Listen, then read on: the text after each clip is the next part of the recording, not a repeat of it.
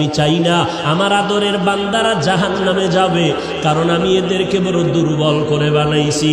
ওয়া খুলিকাল ইনসানু যায়ীফা, মানুষের মতো দুর্বল কিছু বানাই নাই।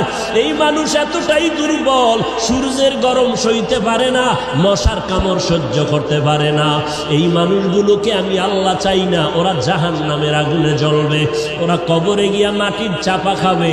আমি আল্লাহ চাই আমার প্রত্যেকটা বান্দা বান্দি যেন জান্নাতি হইয়া কবরে আসতে পারে।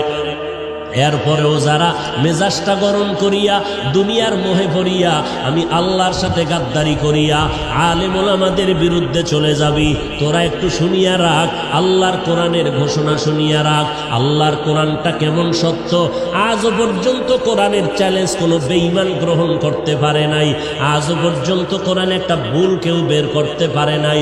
ওই কোরআনটা এত সত্যই যে বিধর্মীরা চ্যালেঞ্জ দিয়া কোরআনের ভুল বের করতে গিয়া কালেমা পরে মুসলমান হয়ে গেল, হিন্দু মুসলমান হলো, ইহুদি মুসলমান হলো, খ্রিস্টানেরা মুসলমান হলো, বৌদ্ধ ধর্মের লোকেরা মুসলমান হয়ে গেল।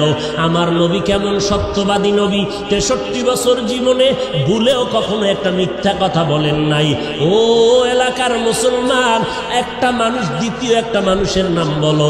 এত আদর্শের গান গাইলা, আব্রাহাম লিঙ্কনের আদর্শ, মাও সেতুনের আদর্শ, লেনিন কালমার্সের আদর্শ, প্লেটোর আদর্শ, এমন একটা আদর্শের গার্ডিয়ানের নাম বলো যেই বান্দার জীবনে মিথ্যা বলে নাই। দুনিয়াতে একটা মানুষ, একজন ব্যক্তি রহমাতুল লিল আলামিন, কেমন নবী আমার যার জীবনে 63 বছর হায়াতে ভুলেও কোনো একটা মিথ্যা কথা বলেন নাই। বেঈমানেরা পর্যন্ত আমার নবীকে সততার কারণে কি উপাধি দিয়েছিল বলো? আল আমিন উপাধি দিয়েছিল। ওই নবীর কথা সত্য। এ নবীর উম্মতেরা, মাথায় আল্লাহ ব্রেন দিয়েছে, একটু চিন্তা কর। যদি কোনো ধোকায় পড়িয়া থাকো, অন্তরের একটু জিজ্ঞাসা কর, ওরে যদি বুঝি হুজুরে মিথ্যা কয়, লক্ষ লক্ষ নবীরা তো মিথ্যা বলতে পারেন না, লক্ষ লক্ষ সাহাবায়ে কেরাম মিথ্যা বলতে পারেন না, লক্ষ কোটি কোটি ওলামায়ে কেরাম মিথ্যা বলতে পারেন না। নবীদের কোনো গুনাহ নাই, এরপরও মরণ পর্যন্ত কান্না আওয়াজ। অন্ধকার কবরে আমি একা কেমন করে থাকবো? সাহাবায়ে কেরাম মিথ্যা বলেন নাই। এত বড় বুজুর্গ, এত বড় তাকওয়াওয়ালা, এত বড় ইলমওয়ালা, এত বড় আমলওয়ালা, এরপর মরণ পর্যন্ত কান্না করলেন। আবু বকর কত দামি, নবীর প্রধান খলিফা, সারা দুনিয়ার মুমিনের নেক আমল যদি এক পাল্লায় দেওয়া হয়, আবু বকরের নেকের পাল্লা ভারী হয়ে যাবে। সেই আবু বকর, ওমর, ওসমান, আলী সহ 10 জন সাহাবার নামে জান্নাতে টিকিট দিলেন। জান্নাতের টিকিট আমার আল্লাহ দিয়ে দিলেন জিন্দা অবস্থায়। সেই আবু বকরের মতো বান্দা একটা বকরির বাচ্চা হাতের মধ্যে ধরিয়া কয়, এ বকরির বাচ্চা, আজকে তোর কপাল ভালো, আমি আবু বকরের কপাল বড় ভয়ঙ্কর, তোরে মানুষ জবাই করিয়া খেয়ে ফেলবে। আমি আবু বকরের কি পরিণাম ফল হবে জানা নাই।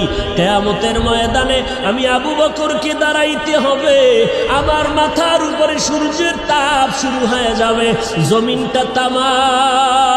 আমি আবু বকরের উলঙ্গ হইয়া মালিকের দরবারে দাঁড়াইতে হবে। এরপরে আমল নামা ডান হাতে আসে না বাম হাতে আসে জানা নাই। এরপরে আমার পরিণাম ফল জান্নাত হবে নাকি জাহান্নাম হবে জানা নাই। আবু বকর কান্না করেন, ওমরে ফারুক কান্না করেন। আবু বকরের মতো বান্দা জান্নাতের টিকিট পাইয়া জাহান্নামের ভয়ে যদি কান্না করেন, আপনার আমার কি পরিমাণ কান্না করা দরকার? এরে বান্দা, আল্লাহ তো এই কথা বলে না, সব দুনিয়াদারি বাদ দিয়া, চাকরি বাদ দিয়া, লেখাপড়া বাদ দিয়া, বিয়া শাদী বাদ দিয়া শুধু আল্লাহরে ডাকো। আল্লাহ তো এইটা পছন্দ করেন নাই, নবীও বলে নাই, নবী ইসলামও সমর্থন করে না। ব্যবসা করো করো, চাকরি করো করো, লেখাপড়াও চালাও, মাঝে মাঝে আল্লাহর হুকুম মতে 5 বেলার নামাজটা পড়বা, মা বাবার খেদমত করবা, ওলামায়ে কেরামের পরামর্শ নিয়ে চলবা। কারণ যতই বাহাদুরি করো, যেদিন মৌতের খবর এসে যাবে, আজরাইলের টিকিট বাড়ির দরজায় দাঁড়ায় যাবে। অ্যাম্বুলেন্সের মতো সিগন্যাল যখন শুরু হয়ে যাবে, ওই দিন যখন ডাক এসে এসে যাবে, কে ধনী কে গরিব, কে মূর্খ কে শিক্ষিত, কোনো ভেদাভেদ নাই। বাজারের 3টা সাদা কাফন রেডি হয়ে যাবে, কবরের সাইজও সমান হয়ে যাবে। কাফনের মধ্যে প্যাকেট করিয়া যখন জানাজার খাটিয়ে উঠাইবে, কে পীর কে মূর্খ কোনো মুরিদ ভেদাভেদ নাই, কে ওস্তাদ কে ছাত্র ভেদাভেদ নাই, কে ধনী কে গরিব কোনো ভেদাভেদ নাই। কবরের দেশে নিয়ে যখন কবরে রাখিয়া সবাই মাটি দিয়া বিদায় হবে, আর একটা আয়াত পড়িয়া চিৎকার দিয়া বলবে, মিনহা খলাকনাকুম ওয়া ফিহা নুঈদুকুম ওয়া মিনহা নুখরিজুকুম তারাতান উখরা। সবাই চলে গেল, ওই কবরে 2 ফেরেশতা হাজির। ফেরেশতা আসিয়া মাথার মুষ্টি খুলবে, পায়ের মুষ্টি পুরাটাই খুলবে। 3টা প্রশ্ন তোমাকে আমাকে করবে। সমস্ত মানুষের বেলায় 3টা প্রশ্ন। রবের পরিচয় দাও, ধর্মের পরিচয় দাও, রহমাতুল লিল আলামিনের পরিচয় দাও। মদিনার নবী বলেন, যারা দুনিয়াতে রবের গোলামি করে যাবে তারা কবরে গিয়া জবাব দিবে, রব্বি আল্লাহ, আমার রব একমাত্র কে? দুনিয়াতে যারা ইসলাম মেনে চলবে কবরে গিয়া জবাব দিবে, দীনি আল ইসলাম, আমার ধর্মের নাম কি? দুনিয়ায় যারা নবীর সুন্নতের আমল করে যাবে, আঙ্গুলের নখগুলো কেমনে কাটবে সেখানেও সুন্নাত, মাথার চুলগুলো কেমনে রাখবে সেখানেও সুন্নাত, বান্দা জুতা কেমনে পরবে সেখানেও সুন্নাত। সুন্নতের আমল করিয়া যারা কবরের বিছানায় শুয়ে যাবে, একটা রাস্তা বানাইয়া মদিনাওয়ালা নবীকে দেখাইয়া বলবে, চিনো লোকটাকে, চিনো নিরে কবরওয়ালা বলো। যারা আমার মাওলার মোহাব্বতে নবীজির আশিক হইয়া কবরে যাবে, নবীরা আশিকেরা নবীরে দেখিয়া চিনে ফেলবে, বলবি নি তো আমার মায়ার নবী। যেই নবীকে না দেখিয়া টুপি পরলাম, দাড়ি রাখলাম, কত মানুষ টুপিওয়ালা বলে গালি দিল, দাড়িওয়ালা বলে গালি দিল, তারপরও টুপি ফালাই নাই, দাড়ি ফালাই নাই। আল্লাহর নবীর সুন্নতের মেসওয়াকটা পকেটে নিয়ে চলছি, কত মানুষ কত উপহাস করেছে, তারপরও সুন্নাত সারি নাই। নবীজি বলেন, সাথে সাথে আল্লাহ তাআলার গায়বী আওয়াজ এসে যাবে। আল্লাহ কুদরতের আওয়াজ দিয়ে বলবে, এরে ফেরেশতা, আমার বান্দারে আর কষ্ট দিও না, তাড়াতাড়ি জান্নাতের বিছানাটা কবরে বিছাইয়া দাও, জান্নাতের সাথে রাস্তা বানাইয়া দাও, আমার বান্দারে বেশি ডিস্টার্ব করিও না। আমার বান্দা দুনিয়াতে কষ্ট কম করে নাই, ঠিক মতো খানার প্লেট নিয়ে খাইতে পারে নাই, রাতের বেলা ঘুমাইতে পারে নাই, সবাই ঘুমাইয়া গেছে, আর আমার বান্দাটা ঘুমের মধ্যে শেষ রাত্র যখন হলো, সুন্দর করে অজু বানাইয়া যায় নামাজ বিছাইয়া সিজদায় গিয়া কান্না করে বলেছে, হে মালিক, তুমি আমার রব, তুমি আমাকে মাফ করে দাও, গুনাহগার বলে তাড়াইয়া দিও না রে আল্লাহ। এই বান্দাটা সারা রাত জিহ্বাটা দিয়া জিকির করে করে কাটাইতো। এই বান্দা রাস্তায় হাঁটতো, আবার মাঝে মাঝে আমি আল্লাহরে ডাকতো। খানা খাইতে বসিয়াও আহ আহ বলে শব্দ উচ্চারণ করত। অন্তরের মধ্যে একটা জ্বালা ছিল, মালিকের কোথায় গেলে পাওয়া যায়। এই বান্দা আলেম ওলামা পাইলে দৌড়াইতো, কোরআনের বয়ানের আওয়াজ পাইলে দৌড়াইয়া যাইতো। এরে খালি কান্নার আওয়াজ। আল্লাহ পাক বলবে, আর দেরি করিও না, তাড়াতাড়ি আমার বান্দারে ঘুমের ব্যবস্থা করে দাও। জান্নাতের হাওয়া বাতাস পাইয়া আমার বান্দা জাহান কবরের মধ্যে আরামে ঘুমাবে, কেউ ডিস্টার্ব করবে না, কিয়ামত পর্যন্ত আমার বান্দা ঘুমাইতে থাকবে। মদিনার নবী আফসোস করে বলেন, যারা রবের গোলামি না করিয়া কবরে যাবে, ইসলাম না মানিয়া কবরে যাবে, সুন্নতের আমল না করিয়া কবরে যাবে, এই কবরে যাওয়ার পরে নাফার 3টা প্রশ্ন করা হবে। রবের পরিচয় দাও, ধর্মের পরিচয় দাও, রহমাতুল লিল আলামিনের পরিচয় দাও। যখন এই প্রশ্ন করা হবে, মদিনার নবী আফসোস করে বলে, গুনাহগার তো জবাব দিতে পারবে না, শুধু একটা শব্দ বলবে, হা হা লা আদরি, হা হা লা আদরি। আফসোস, বড় আফসোস, আমি কিছুই জানি না, কিছুই জানি না। নবীজি বলেন সাথে সাথে আমার আল্লাহ গাইবী আওয়াজ দিয়া বলবেন, কুদরতের আওয়াজ দিয়া, এ কবরের ফেরেশতা, এই নাফরমানের আর সুযোগ দিয়া লাভ নাই। আমি আল্লাহ দুনিয়াতে কম সুযোগ দেই নাই।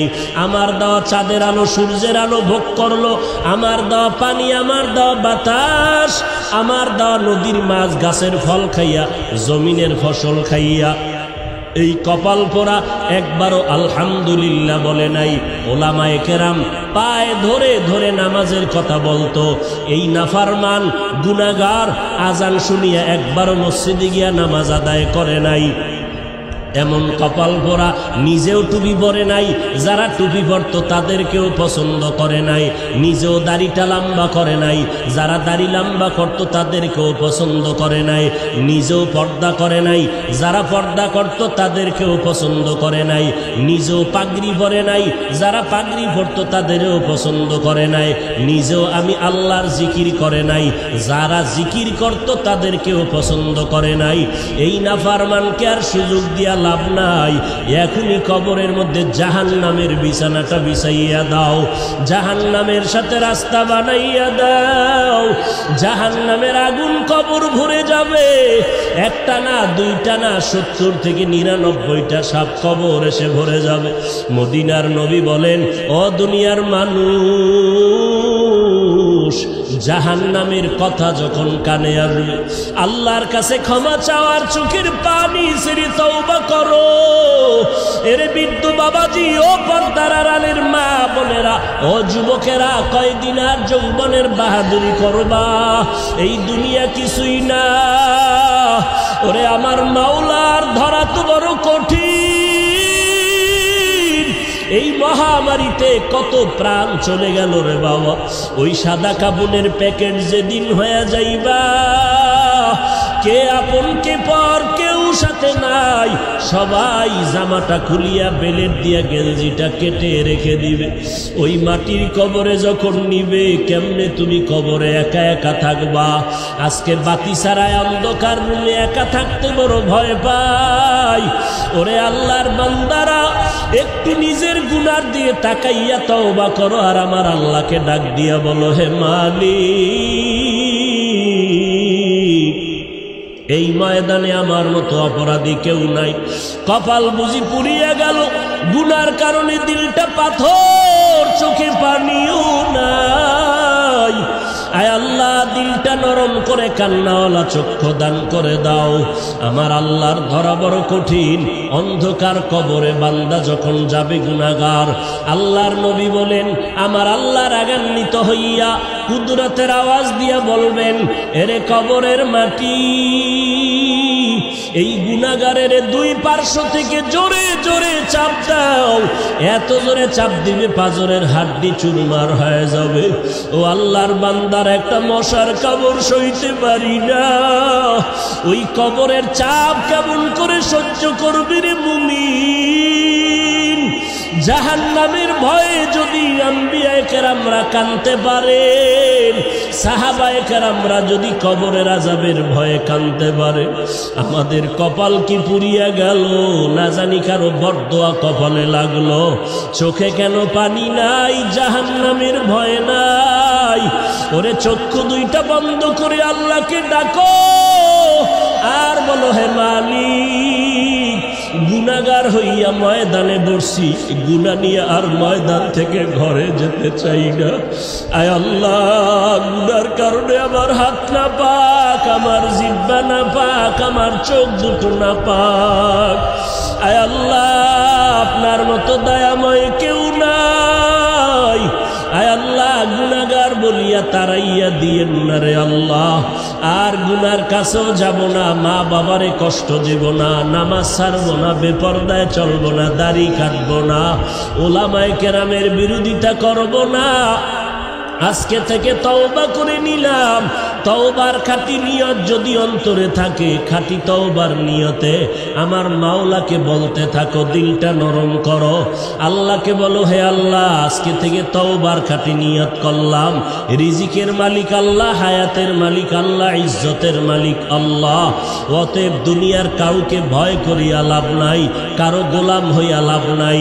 আল্লাহ যেদিন ডাক দিবে আমারে কেউ ধরে রাখতে পারবে না। রিজিকের ব্যবস্থা আল্লাহ করবেন। অতএব রিজিকের জন্য কারো পায়ের কাছে যাওয়ারও প্রয়োজন নাই। আল্লাহ আজকে থেকে আপনার গোলামি করব, নামাজ পড়ব, নবীর তরিকায় চলব, মা বাবার দোয়া নিয়ে চলব, ওলামায়ে কেরামের বিরুদ্ধে যাব না। তওবা করার যদি খাঁটি অন্তরে নিয়ত হয়, মুনাফিকি যদি না থাকে, খাঁটি তওবার নিয়তে দুটো হাত আল্লাহকে দেখাইয়া দাও। আয় আল্লাহ মেহেরবানি করে হাতগুলো কবুল করে নেন, তওবা কবুল করে নেন, তওবার উপরে মজবুত হইয়া চলার তৌফিক দান করেন, আমিন।